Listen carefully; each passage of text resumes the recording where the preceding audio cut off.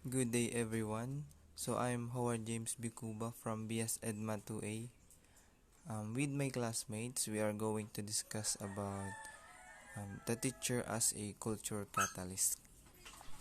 But first, what is catalyst? Catalysts are the persons who make an action or move for a change. So, under the teacher as a culture catalyst, we have the structure in schools. It is consist with the classical Weberian bureaucracy, Hall's organizational inventory, formalization of structure, Mintzberg's coordinating mechanism of structure, and the depth of organizational structure. So number one, the classical Weberian bureaucracy. So what is bureaucracy? It refers to the possessing of control over a group of people or activities through knowledge, power, or authority. In this topic, we have the theory of Max Weber from 1864 to 1920. He is a German psychologist and a political economist. He stated that to manage an organization efficiently, it is essential to have a clear line of authority along with proper rules, procedures, and regulations for controlling each business operations. His theory is focused on developing hierarchical system in organization, defining clear procedures, methods, rules and regulations to carry out the business operations and transactions. So according to him, there are three kinds of power in organization, which are number one, tradition or traditional. It includes cultures. Number two, charismatic. It's all about social. And number three, the legal or rational that possesses about the policies or regulations. So next is the principles of bureaucratic theory. So from the top, we have the authority hierarchy, followed by formal rules and regulations, division of labor, career orientation, impersonality, and formal selection process. The authority hierarchy defining the position of each employee from top to the lowest level. The formal rules and regulations, it is a clear set of principles, procedures, rules, and regulation in written form. Followed by the division of labor assorted into smaller task sets to ascertain that every set of tasks is assigned to the right person. The career orientation provides the job security and performance-based incentives. The impersonality is based on rational and practical grounds rather than emotional or impersonal influence. The formal selection process is recruited through their technical skills and expertise. Number 2. Hall's organizational inventory. It measures the various characteristics of bureaucratic structure. It is made by Richard Hall from 1930 to 2009. He is a ufologist and a proponent of the extraterrestrial hypothesis that explains UFO sightings.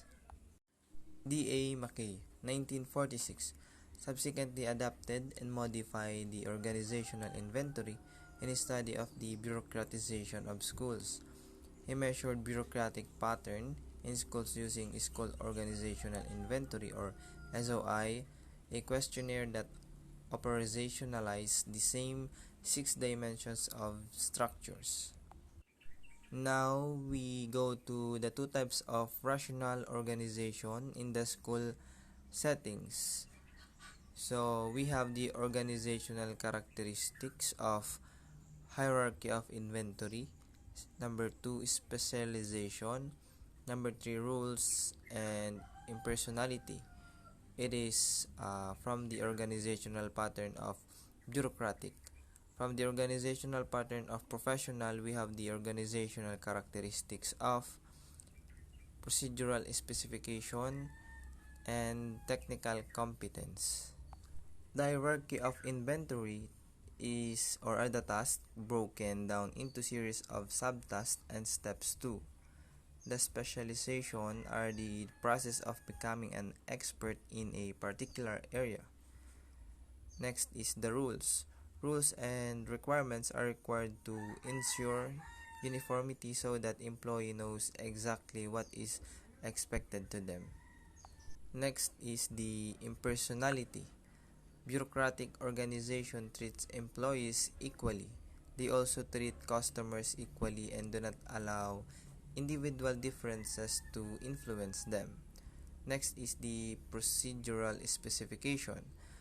It is a written document issued by the authority to the design builder, providing a detailed description of procedures or processes required to be implemented by the design builder in the performance of service or work under this agreement.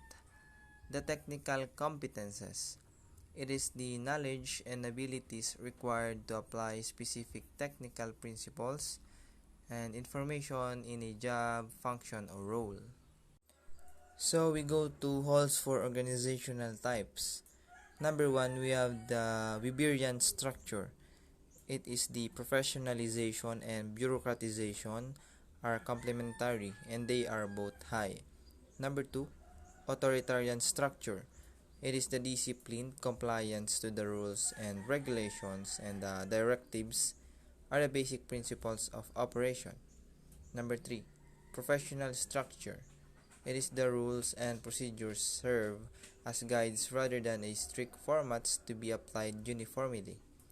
And number four, the chaotic structure.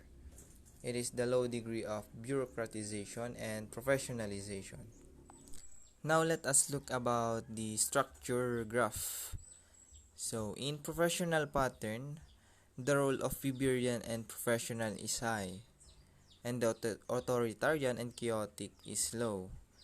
When it comes to bureaucratic pattern, the role of Weberian and authoritarian is high, and professional and chaotic is low. Number 3, the formalization of structure. It is all about how does the structure works. So the negative side is that the bureaucracy alienates, fosters dissatisfaction, stifles creativity, and demotivates employees. The positive side is that the bureaucracy provides needed role, stress, and helps individual feels and be more effective.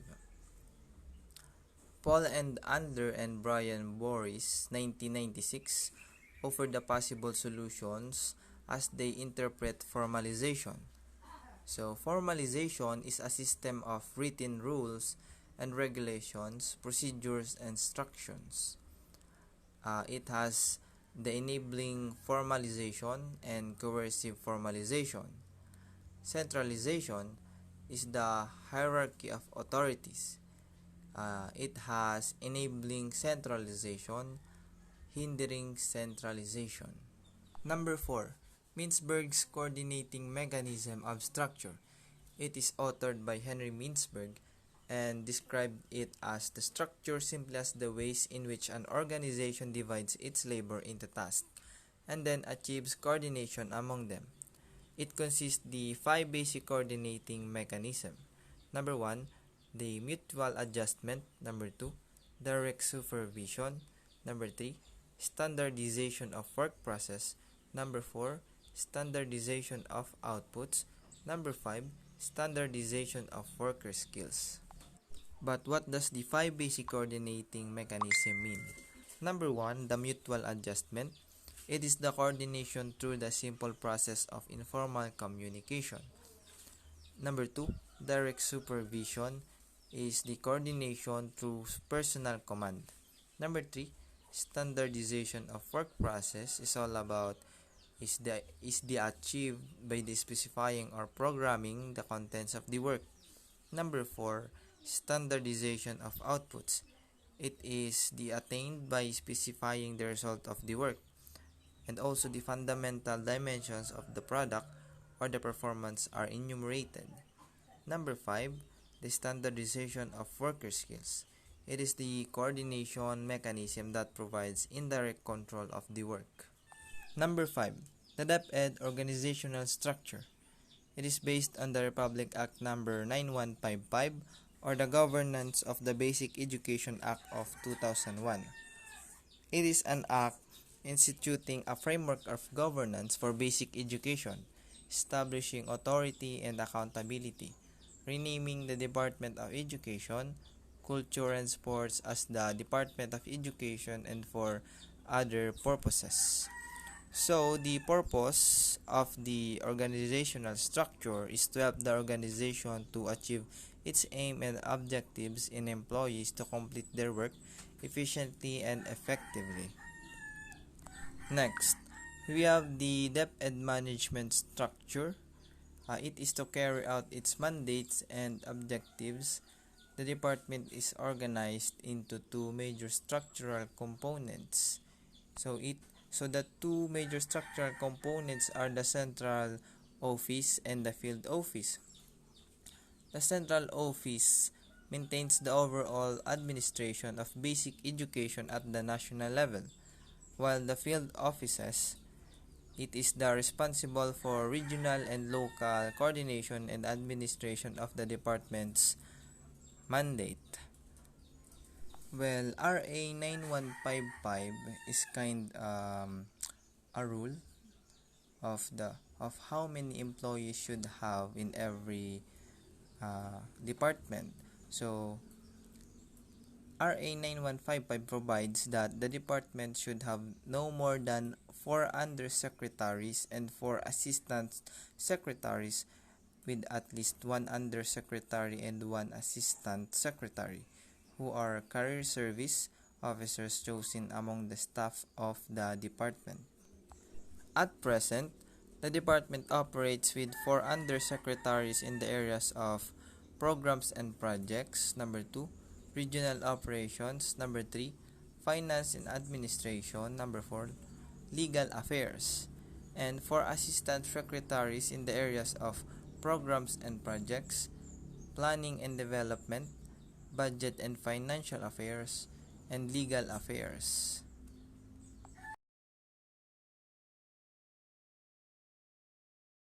Next, I am going to discuss about the different kinds of responsibilities of the different kinds of levels or persons. So we have the national level, division level, school district level, school head, and the principal. So we go back to the national level.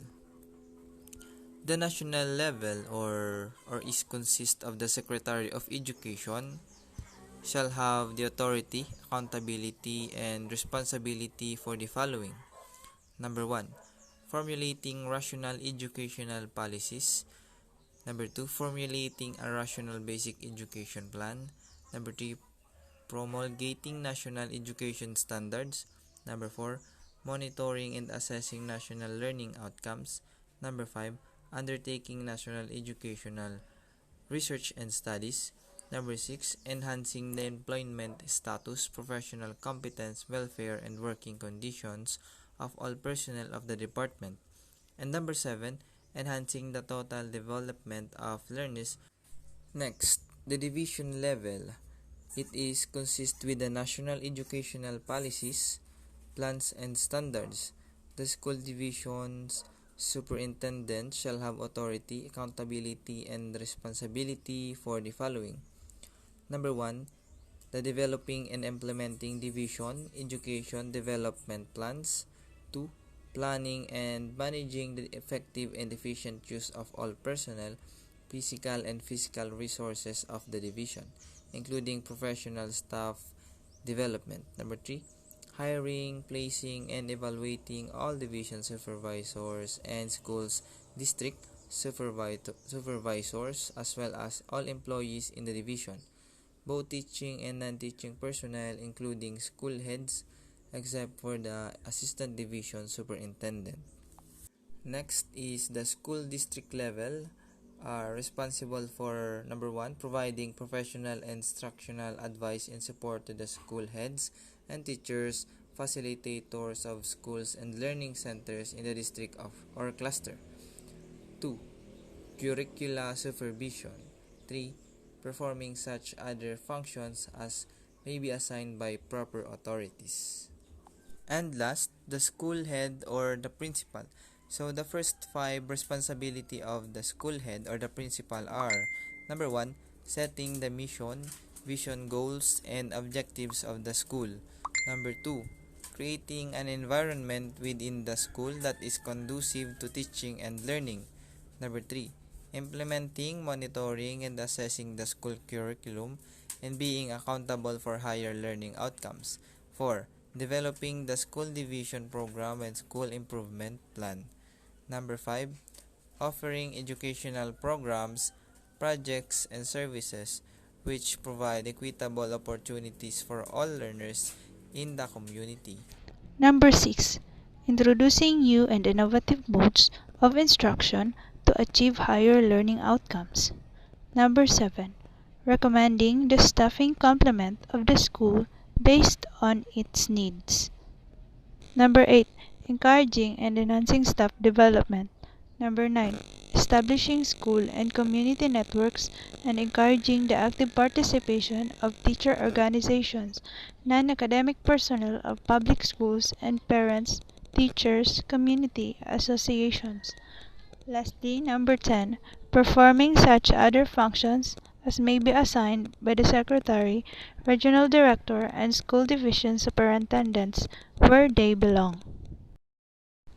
So now, let's proceed to organizational culture of schools. We will be discuss the descriptions, levels, and functions of culture. So, according to Henry Mintzberg, culture as organization, ideology, or the traditions and infuse a certain life into the skeleton of its structure. According to Edgar Sheehan, he describes that organizational culture is the deeper level of basic assumptions, values, and beliefs. From William Auchi, he says that organizational culture is a symbols, ceremonies, and myths that communicate the underlying values and beliefs of that organization to its employees. In general, the organizational culture is defined as a system of shared orientations that hold the unit and give it a distinctive identity. However, substantial disagreement arises about what is shared norms, values, philosophies, perspectives, beliefs, expectations, attitudes, myths, or ceremonies. So let's come to levels of organizational culture. So now, let's define what is culture. Culture is manifested in norms, shares values, and basic assumptions, each occurring at different levels of depth and abstraction. So now, let us go to culture as shared norms. These are the rules or expectations of behavior and thoughts based on shared beliefs within a specific cultural group. So what is norms? They are usually unwritten and informal expectations that occur just below the surface of experience. It is directly influenced behavior and more visible than either values or tacit assumptions. It also provides clear means for helping people understand the cultural aspects of organizational life. And now, let's go to culture as shared beliefs and values. Values are beliefs of what is desirable. Values often define what members should do to be successful in the organization. What is shared values? It is defined as the basic character of the organization and give the organization the sense of identity. Next, let's go to culture as tacit assumptions. So first, let us define what is tacit assumption. Tacit assumption are the embedded, taken for granted behaviors and beliefs which are often unconscious. In this, culture is the collective manifestation of tacit assumption. So now, let's go to functions of culture. According to Moody, Porter, and Steers from 1982, they say that there will be no one best culture. Strong culture promotes cohesiveness, loyalty, and commitment, which in turn reduce the propensity for members to leave the organization. Robbins of 1991 summarizes the important functions performed by the organization's culture. Culture has a boundary defining functions. Culture provides to organization with a sense of identity. Culture facilitates the development of commitment to the group. Culture enhances stability in the social system. Culture binds the organization together. Overall, culture serves to guide and shape the attitudes and behavior of organizational members. Take note, strong culture can be either functional or dysfunctional, that can promote or impede effectiveness. Changing school culture. Ralph Gilman from 1984. He implemented a procedure for changing the normative culture of organization. He also gave the 5-norm changing strategy. 1. Surface norms. Number 2. Articulate new directions. Number 3. Establish new norms. Number 4. Identify culture gaps. Number 5. Close the culture gaps. Alan Brown of 1965 has two changing the climate of schools, which are the growth-centered strategy and clinical strategy. That's all for today's discussion. We hope that you understand and get an additional information about the teacher as a culture catalyst. Thank you!